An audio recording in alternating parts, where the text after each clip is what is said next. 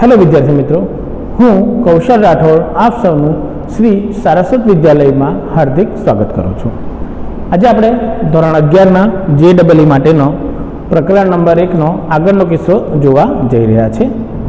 પાછલા વિડીયોમાં તમે ગણના પ્રકારો માટે તમે શીખી ગયા છો કે કયા કયા પ્રકારના ગણ તમને જોવા મળે છે અને તેની સંજ્ઞાઓ માટે પણ તમે અહીંયા ભણ્યા છે। ચલો આજે આગળનો નવો કિસ્સો જે ગણમાં આવે છે તેની ચર્ચા કરીશું। તો સૌપ્રથમ જે નવો કિસ્સો તમારો આવવાનો છે ગણમાં તે આવશે વેન આકૃતિ। આ તમારે જાણવાનું છે કે વેન આકૃતિ એટલે શું। ચલો વેન આકૃતિની વાત કરીએ તો આપણે ગણો માટે અલગ અલગ કિસ્સા જોયા, સાર્વત્રિક ગણો આપેલા હોય તે માટે। તો વેન આકૃતિ એટલે કે સાર્વત્રિક ગણને એક લંબચોરસ બોક્સમાં દર્શાવીને તેના અંદરના આવેલા ગણોને વર્તુળો વડે દર્શાવવાની આકૃતિ। એટલે કે વેન આકૃતિ કંઈક આ રીતે આપેલી હોય, એક લંબચોરસ ભાગ બનાવવામાં આવે છે આકૃતિમાં, જેને તમારો સાર્વત્રિક ગણ U કહેવામાં આવે છે। તેના અંદર જેટલા પણ ગણો આવેલા છે, ધારો કે ગણ A આવેલો છે, ગણ B આવેલો છે, ગણ C આવેલો છે, તો આને ગણ A, આને ગણ B, આને ગણ C કહેવામાં આવે છે। તો આ પ્રમાણેની વેન આકૃતિ તમે જોઈ શકો છો। લંબચોરસ ભાગ છે સાર્વત્રિક ગણ માટે અને તેના અંદરના આવેલા ગણને વર્તુળાકાર ભાગ વડે દર્શાવવામાં આવે છે। તો આ આકૃતિને કહેવામાં આવે છે વેન આકૃતિ। પરંતુ વેન આકૃતિ બને કેવી રીતે, સૌપ્રથમ તેની આપણે ચર્ચા કરવી જરૂરી છે। તો સૌપ્રથમ આપણે શું કરવું પડે તે જુઓ। ધારો કે મેં એક ઉદાહરણ લઉં છું એટલે તમને ખબર પડશે કેવી રીતે કોઈ પણ પ્રશ્નની વેન આકૃતિ બને। ઉદાહરણ તરીકે ધારો કે મેં ગણ A બરાબર લઈ લઉં છું 1, 2, 3, ગણ B બરાબર લઈ લઉં છું 3, 4, 5 અને આનો એક સાર્વત્રિક ગણ U લઉં છું 1, 2, 3, 4, 5, 6, 7। ચાલો સૌપ્રથમ મારે શું કરવું પડે તે જુઓ કે વેન આકૃતિની શરૂઆત કેવી રીતે કરવાની। તો લંબચોરસ બોક્સ બનાવી દીધો, એના પર લખી દીધું તમારો સાર્વત્રિક ગણ। ચલો હવે શું કરવાનું, ગણ A અને B ના વર્તુળાકાર ભાગ બનાવવાના છે। હવે વર્તુળોના બે કિસ્સા આવે, કાં તો વર્તુળ બે અલગ અલગ બને, કાં તો બે આવા વર્તુળો બની જાય, કાં તો પછી એકની અંદર બીજું વર્તુળ પણ આવી શકે। તો આ ત્રણ કિસ્સાઓ બને। આ ત્રણ કિસ્સામાંથી વર્તુળ કયું કામનું છે તે જોવા માટે તમારે ઘટકોનું અવલોકન કરવું જરૂરી છે। જો બંને ગણમાં કોઈ પણ એક ઘટક સામાન્ય નહીં હોય તો આ આકૃતિ આપવાની, અમુક ઘટકો સામાન્ય હોય તો આ આકૃતિ બનાવવાની, અને એક ગણના બધા ઘટકો બીજા ગણમાં આવેલા હોય તો આ આકૃતિ બનાવવાની। તો હવે આપણે અવલોકન કરીએ કે 1, 2, 3 છે, 3, 4, 5 છે, એટલે એક ઘટક સામાન્ય છે, એટલે બધા ઘટકો સામાન્ય નથી। કેટલા છે? અમુક ઘટકો સામાન્ય છે। એટલે કયો આકૃતિનો કિસ્સો આવશે અંદર? આ પ્રકારની આકૃતિ। એટલે મારે અહીં બનાવવાનું રહેશે, પહેલા બનાવી દો આ રીતે ગણ A, પછી આ રીતે બનાવી દો ગણ B। ચલો ઘટકો દર્શાવવાના છે। ઘટકો ક્યાં ક્યાં આવી શકે? તો આ કહેવાય બંનેનો સામાન્ય ભાગ, કે જે ઘટક સામાન્ય દર્શાવે તે ભાગ। તો સામાન્ય ઘટક કયો છે? 3, તો 3 ને તમારે અહીંયા લખવું પડે કારણ કે બંનેમાં સામાન્ય આવેલું છે। ચલો પછી 1 અને 2 ક્યાં આવેલું છે? ગણ A માં, પરંતુ B માં નથી આવેલું, એટલે 1 અને 2 તમારે અહીંયા દર્શાવવું પડે આ રીતે। તે જ રીતે 4 અને 5 B માં આવેલું છે, તો 4 અને 5 તમારે અહીંયા દર્શાવવું પડે। હવે એવા કયા ઘટકો છે જે A અને B બંનેમાં નથી પરંતુ સાર્વત્રિક ગણમાં છે? તો કયા કયા ઘટકો છે જુઓ, 6 અને 7। તો 6 અને 7 તમારે આ વર્તુળાકાર ભાગ સિવાયનો જે આટલો ભાગ છે ત્યાં ગમે ત્યાં દર્શાવી દો, તો અહીંયા બતાવી દઉં મેં 6, અહીંયા બતાવી દઉં મેં 7। તો આ રીતે તમે આની વેન આકૃતિ બનાવી શકો। એટલે સૌપ્રથમ સૌથી સામાન્ય જે આપેલું હોય તે મારે જોવાનું આવશે। ચાલો આગળનો એક બીજો કિસ્સો લઈએ એટલે વધારે ખ્યાલ આવશે આપણને।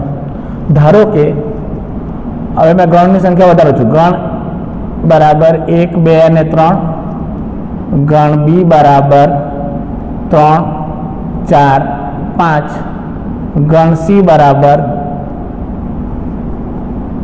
5, 6, 7 અને સાર્વત્રિક ગણ 1, 2, 3, 4, 5, 6 અને 7 લઉં છું।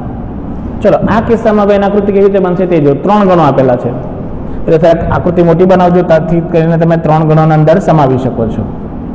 ચલો તો જુઓ હવે આ રીતે બતાવી દો, લંબચોરસ ભાગ કે ચોરસ બનાવો તો બોક્સ બનાવવાનો. ચાલો યુ બની ગયો. હવે ગણ એ બી અને સી નો માટે મારે કીધું આ 3 પ્રકારની ચર્ચા. જો એક પણ ઘટક સામાન્ય ન હોય તો આ પ્રકારની આકૃતિ, કંઈક સામાન્ય હોય તો આ પ્રકારની આકૃતિ, અને એકના બધા જ ઘટકો બીજામાં આવેલા હોય તો આ પ્રકારની આકૃતિ. પરંતુ અહીંયા તો 3 ગણ આવી ગયા, તો મારે એક એક કરીને જોવાનું કે શું બને તે. હવે અહીંયા પણ 2 કિસ્સા આવશે, તે ધ્યાનથી જુઓ કે ધારો કે ગણ એ છે, મેં ગણ એ બનાવી દીધો પહેલા તો એક ગણ બનાવી દો. ચલો હવે બી માં કંઈક સામાન્ય છે એના સાથે છે, તો ગણ બી ક્યાં બનશે તમારો? આ રીતે. હવે મારે જોવાનું છે કે એ સાથે સી માં કંઈક સામાન્ય છે, કંઈ નથી. એટલે એ અને સી કયો પણ છે? અલગ ગણ. એટલે એ ના કોઈ પણ વિસ્તારમાં સી ને અડકવાનો નથી. બી અને સી માં કઈ સામાન્ય છે? હા, સામાન્ય છે. જો 5, તો બી સાથે કયા પ્રકારની આકૃતિ બનાવશે? આ. એટલે તમે ગણ સી ને આ રીતે દર્શાવી શકો. આ તમારો ગણ સી થઈ ગયો. ખ્યાલ આવ્યો કેવી રીતે કર્યું છે? જો એ સાથે કંઈ પણ સામાન્ય નહીં હતું, એટલે મારે શું બનાવવું પડ્યું? આ રીતે. ચલો તો હવે ઘટકો લખવાના. પહેલા કીધું કે આ ભાગ કયા 2 ગણ માટે છે? એ. તો એ અને બી માં સામાન્ય શું છે? 3. તો અહીંયા લખી દીધું 3. બી અને સી માં સામાન્ય શું છે? 5. તો અહીંયા લખી દીધું 5. પછી તે જ રીતે એ માં કયા કયા ઘટકો બાકી રહી જવાના? 1 અને 2. બી માં કયા ઘટકો બાકી રહી જવાના? 4. 4 કેમ? 3 તો અહીંયા યુઝ થઈ ગયો ને 5 અહીંયા યુઝ થઈ ગયો, એટલે પાછું પુનરાવર્તન નહીં થાય ઘટકનું. અને સી માં બચી ગયા 6 અને 7. હવે સાર્વત્રિક ગણમાં શું લખવાનું છે? તો કોઈ લખવાની જરૂર નથી, કારણ કે બધા જ ઘટકોનો ઉપયોગ કરી લીધો છે આપણે, તો એક્સ્ટ્રા કોઈ ઘટક નથી, તો બહાર કંઈ લખવાની જરૂર નથી. તો આ રીતે તમે એને મેળવી શકો છો. પાછો એક બીજો કિસ્સો લઈએ જેમાં વધુ ખ્યાલ આવશે કે ગણ એ બરાબર 1, 2, 3, ગણ બી બરાબર 3, 4, 5, ગણ સી બરાબર 3, 6, 7, 3, 5, 6, 7 અને સાર્વત્રિક ગણ બરાબર 1, 2, 3, 4, 5, 6 અને 7. ચાલો હવે આ કિસ્સો લીધો. આ કિસ્સામાં હવે એની આકૃતિ કેવી રીતે બનશે? જુઓ કે આ કિસ્સા માટે તમારે શું કરવું પડશે? સાર્વત્રિક ગણ ચોરસ બનાવી દો પહેલા, તો એક યુ માટે લંબચોરસ. ચલો હવે આગળ માટેની ક્રિયા. પાછો ગણ એ બનાવો પહેલા. તો ચલો એ અને બી માં સામાન્ય છે એક વસ્તુ 3, તો તે અહીંયા બનશે. હવે સી ગણ શું થઈ જતી? જો કે બી અને સી માં શું સામાન્ય છે? 2 ઘટકો 3 અને 5, પરંતુ 3 ઘટક એક એવો છે જે એમાં પણ આવેલો છે, એટલે એ સાથે પણ સંલગ્ન ધરાવે, બી સાથે પણ સંલગ્ન ધરાવે અને સી સાથે પણ સંલગ્ન ધરાવે. તો આ ગણ જો બી બનાવો, થોડોક મોટો બનાવીએ છીએ, આ તમારો ગણ બી હશે, તો સી ગણ તમારો હવે આ રીતે જોવા મળશે. જે સી એ બી સી 3 એકબીજા સાથે સંબંધ ધરાવે, તો આ રીતે ગણ બનાવવાનો રહેશે. ચલો હવે સૌપ્રથમ વાત કરીએ. હવે જ્યારે પણ શરૂ કરો ત્યારે જોવાનું કે 3 માં સામાન્ય કોઈ એક ઘટક એવો છે કે નહીં તે જોવાનું. તો 3 માં સામાન્ય શું છે? 3. તો તે મારે ક્યાં લખવાનો? 3 ભાગ જ્યાં છેદાતા હોય, એટલે જો આ ભાગ ગણ એનો છે, આ ભાગ ગણ બી નો છે અને આ ભાગ ગણ સી નો છે, એટલે 3 અહીંયા આવશે, કારણ કે 3 નો સામાન્ય ભાગ છે. ચલો એ અને બી માં બીજું સામાન્ય શું છે? 3 જ હતું, એટલે બીજા કોઈ ઘટકો. જો આ ભાગ શું આવશે? એ અને બી માં જે સામાન્ય ભાગ હોય તે બતાવે, પણ એ અને બી માં બીજું કોઈ સામાન્ય ઘટક નથી 3 સિવાય, તો એ હવે લખવાનો નથી. ચલો એમાં કયા કયા બાકી રહી ગયા? 1 અને 2. 1 અને 2 સી વાળા ભાગમાં પણ નહીં આવશે, એટલે 1 અહીંયા લખશો તો 2 અહીંયા લખવાનું. ચલો બી અને સી માં બીજું સામાન્ય શું છે? 3 અને 5 છે, એટલે અહીંયા એક ઘટક બીજો કયો આવશે? 5. કેમ? બી અને સી માં 5 સામાન્ય હતો અલગથી, 3 તો છે જ છે, 5 અલગથી સામાન્ય હતો, એટલે આ વિભાગમાં નહીં લખી શકું, કારણ કે આ તો એ બી સી 3 નો ભાગ થઈ જશે. આ ભાગ થઈ જશે બી અને સી નો. ખ્યાલ આવી ગયો કેવી રીતે થઈ જશે? અને છેલ્લો ભાગ આવશે બી માં કયા ઘટકો છે? 3, 4 અને 5. 3 અને 5 વપરાઈ ગયા, એટલે હવે આવશે ફક્ત 4. અને સી માં કેટલા છે? 3, 5, 6, 7. હવે 3, 5 વપરાઈ ગયા, બાકી કઈ બાકી નથી, એટલે 6 અહીંયા અને 7 અહીંયા તમે દર્શાવી શકો છો. તો આ એક પ્રક્રિયા છે જેનાથી તમે વેન આકૃતિઓ જોઈ શકો અને બનાવી શકો. એટલે વેન આકૃતિમાં કયો ભાગ શું દર્શાવે પહેલા તો તે તમને ખબર હોવું જોઈએ. તો તેની એક મેં સૂચના બનાવી દઉં છું. એક આવા પ્રકારનો આલેખ બનાવું છું અને એક આ પ્રકારનો ભાગ બનાવું છું, એટલે તમને ખબર પડે કે કયા ભાગને કઈ રીતે દર્શાવવાનું છે. ખ્યાલ આવશે? તો આપણે તેની ચર્ચા કરી લઈએ. આ એક તમે સ્ક્રીનશોટ લઈ લેજો, તેથી લખવામાં તમને સરળતા પડે અને આની પ્રેક્ટિસ જાતે તમારે કરવાની રહેશે. તો તમને ખ્યાલ આવશે કે તમે આનો ઉપયોગ કેવી રીતે કરશો. ચલો જો આપણે શરૂઆત કરીએ આગળની.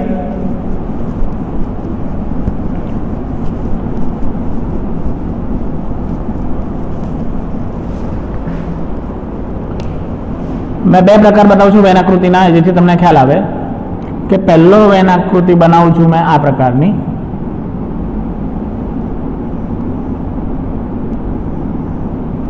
ચલો આ ગણ એ લઈ લઉં, આ ગણ બી લઈ લઉં અને આ ગણ લઈ લઉં યુ. ચલો આ વિભાગમાં કયા ઘટકો હશે તે જુઓ, તે બતાવું છું. પહેલા તો કે આ વિભાગમાં ફક્ત ગણ એમાં હોય તે ઘટકો.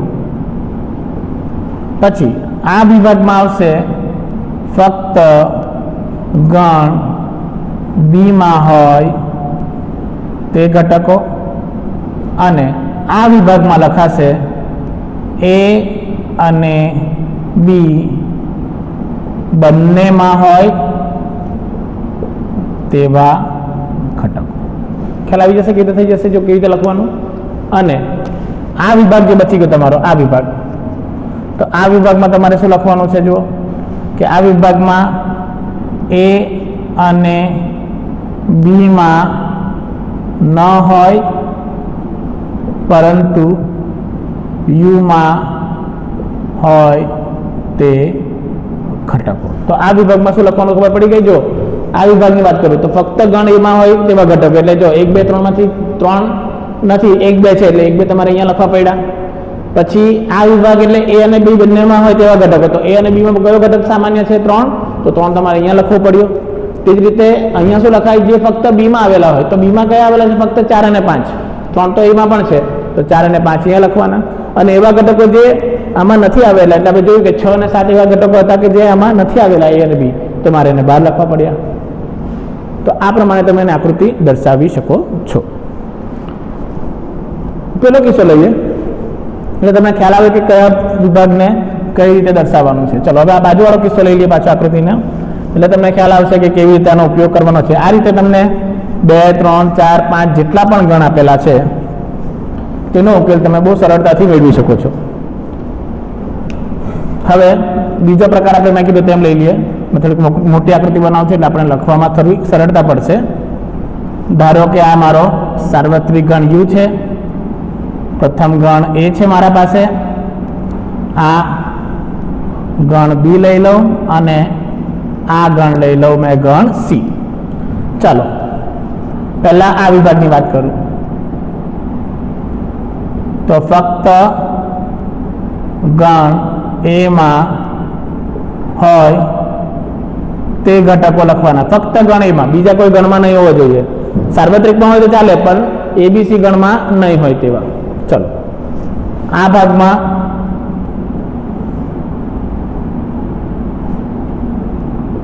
ફક્ત એ અને બીમાં હોય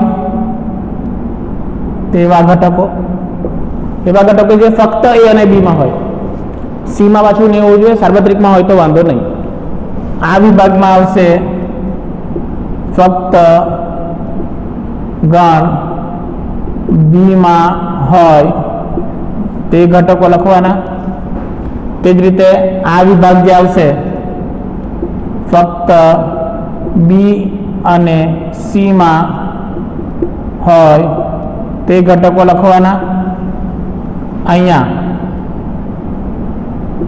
ફક્ત ગણ સીમાં હોય તે ઘટકો. આ ભાગ છે તેમાં આવશે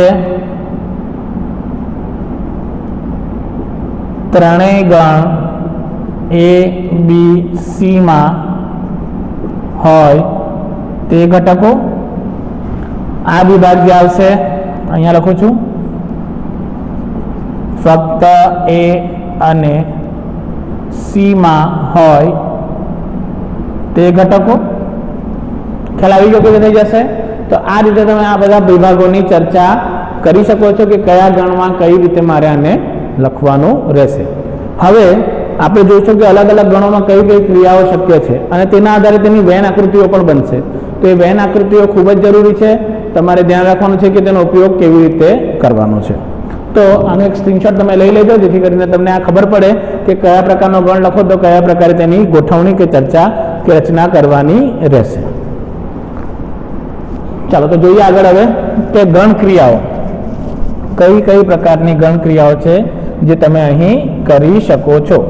તો હવે આપણે તેની ચર્ચા કરવાની છે. તો તેની ચર્ચા કરીએ હવે આપણે.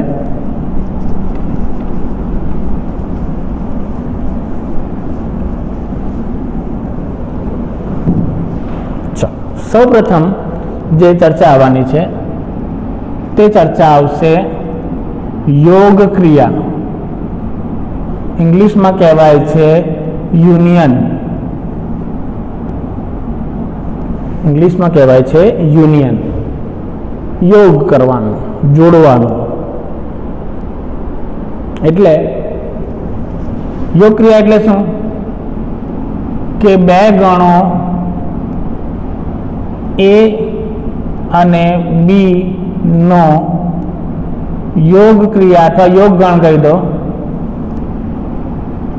એટલે એ અને બી ના બધા જ ઘટકોને એક જ ગણમાં લખવાની ક્રિયા. બે ગણોનો યોગ ગણ એટલે શું આવે કે એ અને બી ના બધા જ ઘટકોને એક જ ગણમાં લખવાની ક્રિયાને યોગ ક્રિયા કહેવામાં આવે છે. એનો અર્થ હવે આના માટે એક સંજ્ઞાનો ઉપયોગ થાય છે. એની જે સંજ્ઞા છે તે કંઈક આ પ્રકારે છે, યુ જેવું. જો હવે આ યુ નથી, કેપિટલ યુ યોગ ક્રિયાનું ચિહ્ન છે, યાદ રાખજો. એટલે સંજ્ઞા આ પ્રકારે યુઝ આવશે. તો ધારો કે મેં એક ગણ લઈ લઉં એ 1 2 3 4 અને એક ગણ બી લઈ લઉં છું 2 4 6. તો હવે મને કહે છે કે આનો યોગ ગણ કરો, એ યોગ બી. ચલો એ યોગ બી લખીએ તો શું કરવાનું? મેં કીધું તેમ એ અને બી ના ગણોને એક જ ગણમાં લખવાના છે. એટલે એક જ સામાન્ય ગણમાં બધું મળે લખવાનું છે. ચાલો પહેલા ઘટક કયો આવશે? 1. પછી કયો આવશે? 2. પછી 3. પહેલા એક ગણના બધા ઘટકો લખી દો પહેલા તો. ચલો હવે બીજામાં જઈએ તો 2 આવી ગયું. પરંતુ આપણે કહીએ ને કે ગણને યાદીની રીતમાં લખીએ તો શું શરત આવે કે એકવાર જે ઘટક લખાઈ ગયો તે પાછો લખવાનો નથી. તો 2 તો ઉપયોગમાં આવી ગયો. તે રીતે 4 પણ ઉપયોગમાં આવી ગયો. તો હવે ફક્ત બચ્યો કયો? 6 ઘટક. તો આ બંનેનો શું કહેવાય? યોગગણ. ખ્યાલ આવી ગયો શું કરવાનું છે?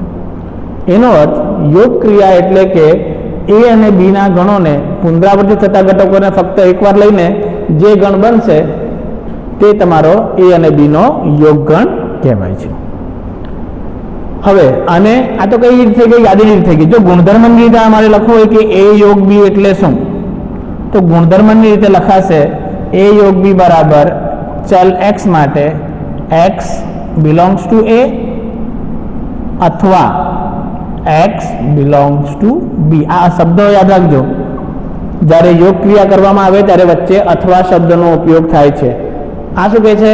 ગણ એ માં હોય અથવા ગણ બી માં હોય તેવા ગણ ઘટકોનો ગણ.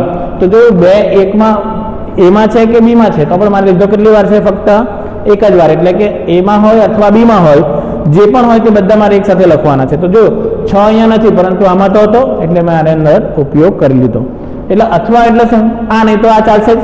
તો એમાં નહીં મળ્યો તો બી માંથી લઈ લીધો.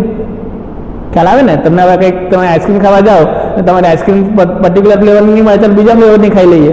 તો આ નહીં તો આ, મને આજે 2 ફ્લેવર પસંદ છે. આજે કાજુ દ્રાક્ષ નથી ખાવી તો આજે મારે અમેરિકન નટ્સ ખાવી છે. તો આ નહીં મળે તો હું આ ખાઈ લઈશ. તો અથવા આપણે ઓર લઈ દો ને ઓપ્શનમાં. આ નહીં તો આ છે. તો તે કિસ્સો અહીંયા થઈ ગયો કે આમાં હોય કે આમાં નહીં હોય, કોઈ પણ એક હોય તો લઈ લો. ચાલો તો મોઢામાંથી પાણી નહીં પાડી દેતા આઈસ્ક્રીમનું નામ લઈને, પણ આપણે હવે આગળ કરવાનું છે ત્યાં. ચાલો તો હવે શરૂ કરીએ કે હવે શું કરવાનું છે? આપણે વેન આકૃતિ બનાવવાની છે ને. મેં કીધું બધાની વેન આકૃતિ આવશે. તો આની વેન આકૃતિ કેવી રીતે આવશે તે જુઓ. વેન આકૃતિ. હવે વેન આકૃતિમાં શું કરવાનું કે વેન આકૃતિમાં ઘટકો તો આપણે ઉદાહરણ તરીકે લખ્યું, પરંતુ જો સામાન્ય રીતે કોઈ આકૃતિ બતાવવાની હોય તો મારે તેને છાયાંકિત ભાગથી એટલે કે એને હાઇલાઇટ કરવું પડે. તો વેન આકૃતિમાં સૌપ્રથમ a યોગ b દર્શાવવાનું છે. તો આ ગણ a થઈ ગયો, આ સાર્વત્રિક ગણ u છે. એટલે મેં કીધું આમાં કન્ફ્યુઝન થાય એટલે મેં u આ પ્રકારનું લખું છું, નહીં તો પાછું કન્ફ્યુઝન થઈ જાય કે સર આ તો યોગ ક્રિયાનું ચિહ્ન આપી દીધું તમે. ચાલો a યોગ b એટલે મેં શું કીધું, a ના બધા ઘટકો અને b ના બધા ઘટકોનો સમન્વય. એટલે મારો જે છાયાંકિત ભાગ થશે તે કયો થશે, આટલો આ ભાગ. જો આ જે મેં રેખા બનાવું છું આડી રેખાઓ, આ છાયાંકિત ભાગ છે આખો મારો, અને એ શું દર્શાવે છે, a યોગ b ના ઘટકો આ વિસ્તારમાં આવેલા હશે. આ ખાલી એનો વિસ્તાર બતાવે છે કે a યોગ b એટલે કેટલા વિસ્તાર મારો કામનો છે વેન આકૃતિમાં. તો જે છાયાંકિત રેખાઓનો ભાગ કરેલો છે આટલા વર્તુળો ભાગવાળું, આ વચ્ચેનો ભાગ, આ ભાગ અને આ ભાગ, એ મારો શું થઈ જશે, કામનો ભાગ થઈ જશે.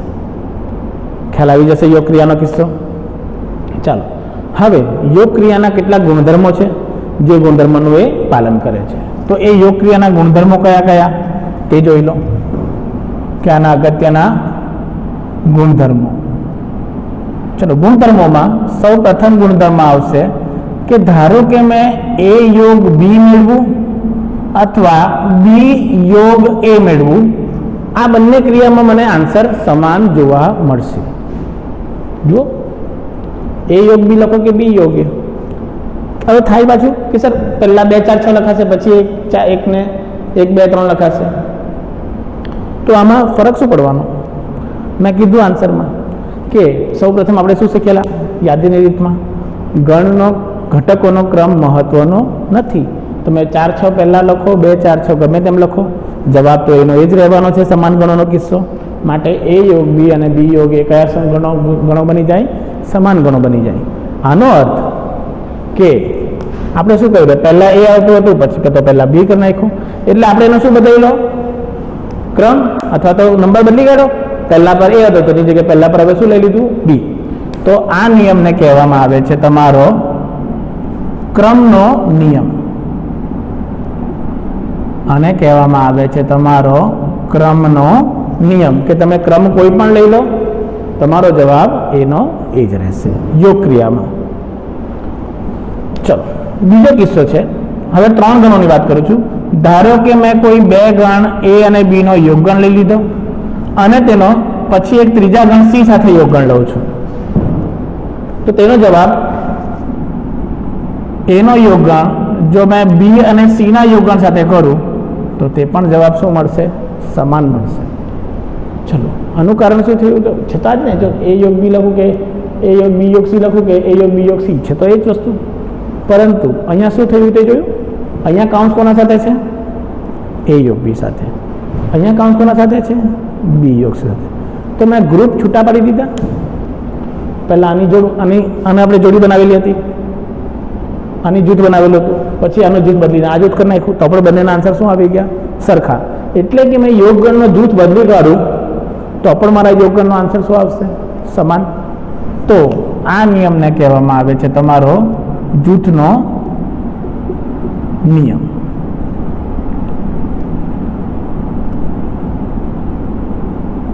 આને કયો નિયમ કહેવામાં આવે છે, તમારા જૂથનો નિયમ. ચલો હવે આગળ વાત કરીએ કે બીજું શું આવશે કિસ્સો તે જુઓ. હવે નેક્સ્ટ કિસ્સામાં આપણે જે જોવાનું છે તે જોઈ લેજો કે નેક્સ્ટ કિસ્સામાં આપણે જોવાનું છે કે ત્રીજું સૂત્ર શું આવે. તો ત્રીજો કિસ્સો આવે કે કોઈ ગણનો તમે તે જ ગણ સાથે યોગગણ લઈ લો તો મને મુખ્ય ગણ પાછો જોવા મળશે. કોઈ પણ ગણનો, હવે મેં કહું ને કે એનો એ સાથે યોગગણ, તો ગણ પોતે જ આવવાનો ને, 1 2 4 1 2 3 4 બંનેમાં સામાન્ય છે, તો બંને શું આવશે, સામાન્ય, તો ગણ પોતે થઈ જશે. હવે ચોથો કિસ્સો કે તમે કોઈ પણ ગણનો ખાલી ગણ સાથે યોગગણ લેશો તો પણ મને ગણ પોતે જોવા મળશે. ખાલી ગણમાં તો કોઈ પણ ઘટક નહીં હોય, એટલે તમે એનો સાથે યોગગણ કરશો તો પાછા મુખ્ય ગણ તમને જોવા મળશે. પાંચમો કિસ્સો કે જો તમે સાર્વત્રિક ગણ સાથે યોગગણ કરશો. કોના સાથે યોગગણ કરશો, સાર્વત્રિક ગણ સાથે. ચાલો ચલો આ બેનો યોગગણ કરો છો, સાર્વત્રિક ગણ 1 2 3 4 છે અને આ એક સાર્વત્રિક ગણ છે, આને ધરી દો થોડી વાર માટે u, તો આ બેનો યોગગણ શું આવશે?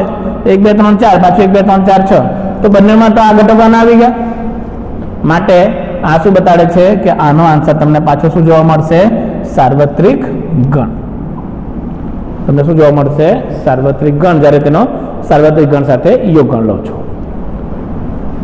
છઠ્ઠો નિયમ કે જો a ઉપગણ હોય b નો, ઉપગણનો કિસ્સો જોયો છે ને, તો જો a ઉપગણ હોય b નો, તો તમે જો a યોગ b મેળવો છો તો તેનો આન્સર આવશે b, અને જો b ઉપગણ હોય a નો તો તમે a યોગ b મેળવો છો તો તેનો આન્સર આવશે a. હવે કેમ આવું થયું? આવું થાય જો બતાડું કે આ કિસ્સા એમ થાય, પહેલો કિસ્સો લીધો કે a ઉપગણ છે b નો, તો એના બધા જ ઘટકો b માં આવેલા હોવા જોઈએ, તો આ કિસ્સામાં તમારી વેન આકૃતિ આવી બની જાય. જો આ b ગણ હશે અને એના અંદર આવેલો છે a ના બધા જ ઘટકો ગણ b માં આવેલા છે, એટલે ઉપગણની આકૃતિ આ રીતે બને.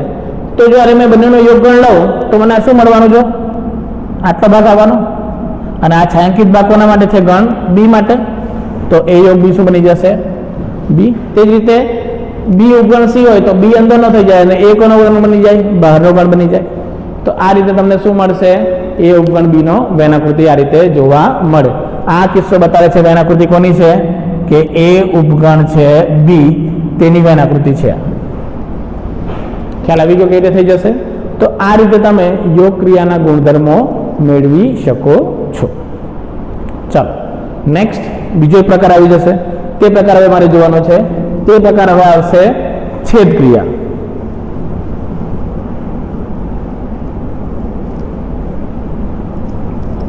આ પ્રકાર કહેવાતો હતો યોગ ક્રિયા, હવે આવશે છેદ ક્રિયા. ચલો છેદ ક્રિયામાં જો શું થઈ જશે? ઇંગ્લિશમાં કહેવાય છે ઇન્ટરસેક્શન. ઇંગ્લિશમાં આને કહેવામાં આવે છે ઇન્ટરસેક્શન. ચાલો કેવી રીતે થાય તે જુઓ. આના માટે ક્રિયાઓ કે કોઈ બે ગણ a અને b માટે બંને ગણોમાં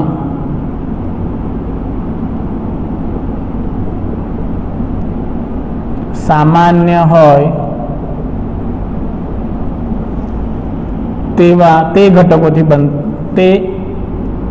ઘટકોને ગણમાં એક જ ગણમાં લખવાની ક્રિયા. એક જ ગણમાં લખવાની ક્રિયા. તો આને શું કહેવામાં આવે છે? છેદ ક્રિયા. ઉદાહરણ લઈએ. ઉદાહરણ તરીકે તમે સંજ્ઞા પહેલા લઈ લઈએ. સંજ્ઞા કઈ છે તે યાદ રાખજો. સંજ્ઞા, આના માટે સંજ્ઞા આ પ્રકારની આવશે. પેલા યુને ઉલટો કરી નાખવા રીતે. તો આ દર્શાવે છે સંજ્ઞા માટે. ચલો ઉદાહરણ જુઓ એટલે તમને વધુ ખ્યાલ આવશે.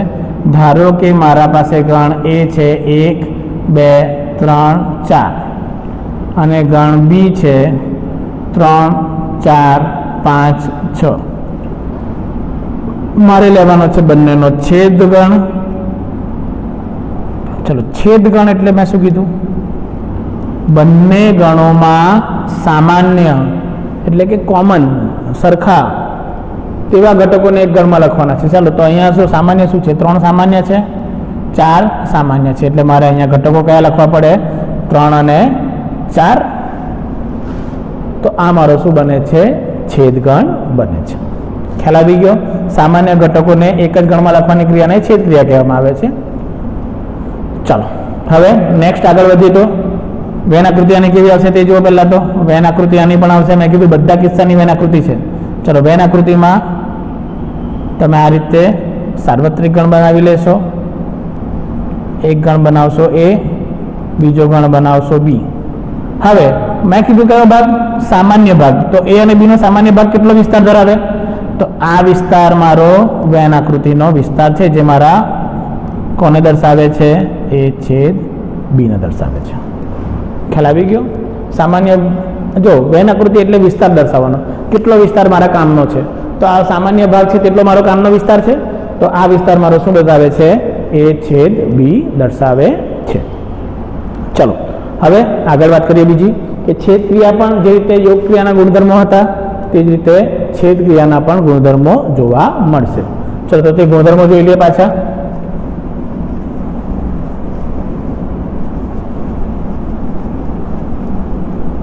એમાં પણ એટલા જ ગુણધર્મ છે. ચલો પ્રથમ પાછું સેમ જે પહેલામાં થયું કે તમે a છેદ b મેળવો કે b છેદ a, એટલે આ પણ ક્રમના નિયમનું શું કરશે? પાલન.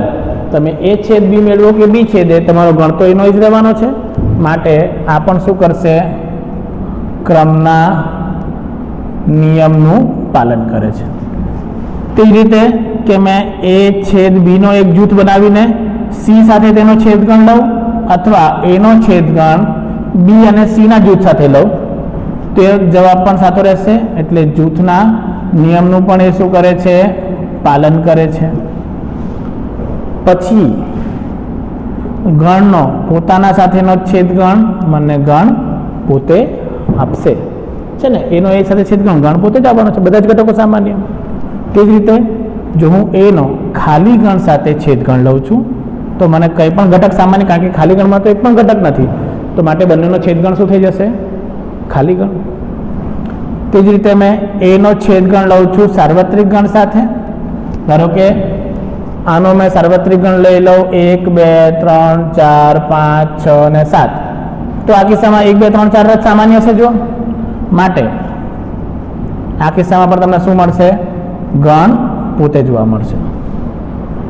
અને છઠ્ઠો કિસ્સો કે જો a ઉપગણ હોય b નો તો a છેદ b બરાબર a, જે નાનો ગણ છે તે આવશે છેદગણમાં, અને એ b ઉપગણ હોય એનો તો આવશે a છેદ b બરાબર b. હવે આમાં કેમ થાય? મેં બેન આકૃતિ બતાવેલી છે તમને. જો કે આ ગણ a હોય, આ બીજો કિસ્સો કે b ઉપગણ છે એનો, તો સામાન્ય ભાગ કેટલો છે? આટલો જ છે ને. આ કયો ગણ થઈ જશે? b. તો જો આ કિસ્સો આવી ગયો. તો આ રીતે તમે છેદ ક્રિયા અને યોગ ક્રિયાના બે ગુણધર્મો છે જેનો તમે ઉપયોગ કરીને જવાબ મેળવી શકો છો. તો તમારે ધ્યાન રાખવાનું છે કે આ બે ક્રિયાઓ તમારા માટે ખૂબ જ અગત્યની છે, જેનું તમારે આગળ પણ ઉકેલ મેળવવાનો રહેશે.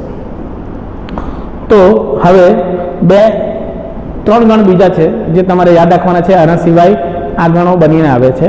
આ ગણો કેવી રીતે મળશે તેની આપણે ચર્ચા કરી લઈએ, પછી તે આપણે આગળના કિસ્સાની વાત કરીશું. તો તે જોઈ લઈએ. હવે 3 ગણના પ્રકાર હજુ આવશે જે વેન આકૃતિ અને છેદગણ યોગક્રમ પર આધાર રાખે છે. તો તે જોઈ લો. હવે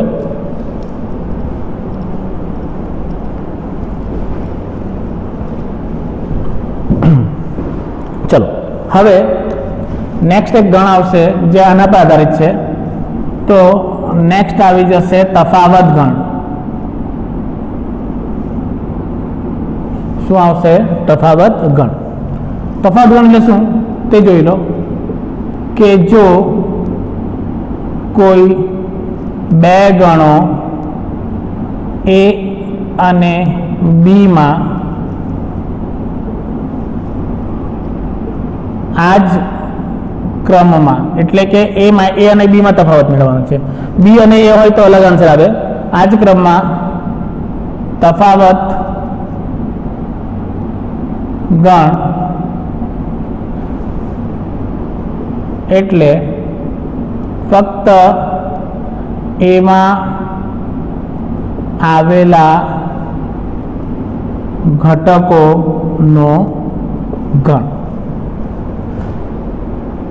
જો કોઈ બે ગણો a અને b માં આ જ ક્રમમાં તફાવત ગણ એટલે ફક્ત એમાં આવેલા ઘટકોનો ગણ. ચલો, જેને a માઇનસ b લખાય છે. જેને શું લખાશે? a minus b. ધારો કે ઉદાહરણ લો એટલે વધારે ખ્યાલ આવશે કે a ગણ મેં લઈ લઉં 1 2 3 અને 4, અને b ગણ લઈ લઉં મેં 3 4 5. તો હવે મારે જો આનો તફાવત મેળવવાનો છે a માઇનસ b, તો મારે કયા ઘટકો લેવાના? જે ફક્ત a માં આવેલા હોય. a અને b માં જો સામાન્ય હોય તો મારે લખવાના નથી. તો જો 1 a માં છે b માં નથી, લખી દીધું. 2 a માં છે b માં નથી, લખી દીધું. 3 a માં છે b માં છે, નહીં લખાય. 4 a માં છે b માં છે, નહીં લખાય. અને પાંચમું તો ખ્યાલ જ નથી આવે, કારણ કે આપણે પહેલો ગણ જ જવાનો છે અહીંયા. તો માટે આનો તફાવત ગણ શું લખાશે? 1 અને 2. તે જ રીતે જો મારે b માઇનસ a મેળવવું હોય તો શું લખાય? જો b માઇનસ a, તો 3 ગણ a ગણ b બંનેમાં છે, નહીં લખાય. 4 ગણ a ગણ b બંનેમાં છે, નહીં લખાય. 5 ગણ b માં છે, ગણ a માં નથી, એટલે અહીંયા શું લખવું પડે? 5. ખ્યાલ આવી ગયો કેવી રીતે થઈ જશે? માટે શું કીધું તેમ કે જો ગણ a અને b નો ક્રમ a માઇનસ b શોધવું હોય તો ફક્ત a માં આવેલા ઘટકોનો ગણ, અને b માઇનસ a શોધો તો ફક્ત b માં આવેલા ઘટકોનો જે ગણ બને તે તેમને શું કહેવામાં આવે છે? તફાવત ગણ કહેવામાં આવે છે. ચલો આની વેન આકૃતિ કેવી રીતે આવશે તે જુઓ. આની વેન આકૃતિ